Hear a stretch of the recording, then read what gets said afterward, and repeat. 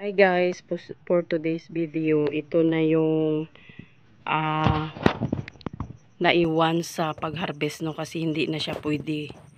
Meron siyang damage. So ito ay tinatawag nilang reject, pero usually supposed to be hindi siya reject. Kaso lang hindi lang siya nakapasa sa standard. Kasi yung kukunin talaga yung walang mga itim-itim. Ito kasi may mga itim, so kibali yung may mga biyak-biyak, hindi pwede yan. So nagpa-harvest kasi kami kahapon ng lakatan kasi 40 daw yung kilo. Demand ngayon kasi wala masyado bagyo eh. So ito na lang yung naiwan. So makikita nyo yung mga sagingan namin dyan, yung dragon fruit. Kita nyo in this place. Ayan, maka-harvest kami every week ng depende kung maraming bunga. Ay 10k, 20k, depende kung maraming bunga. Pero ibabawas yun sa gamot, sa mga medisina ng saging. Pang-sport kasi ito eh. So pag kinatsansya nila, pag mag-harvest sila, walang pintik-pintik. Kasi para mapasok siya sa standard.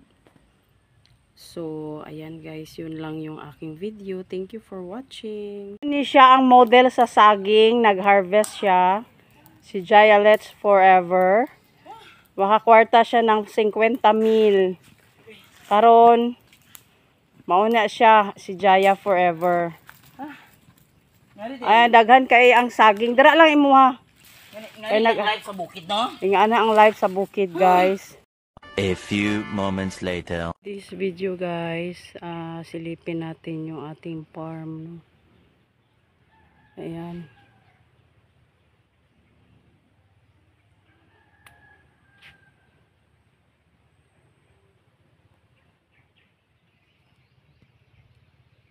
Hanggang doon yan dulo.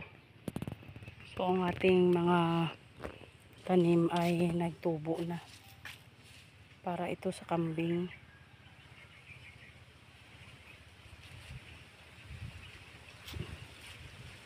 Yan, Madre de Agua. So ayan yan. Hanggang doon yung ating bakod. Bakod na yan.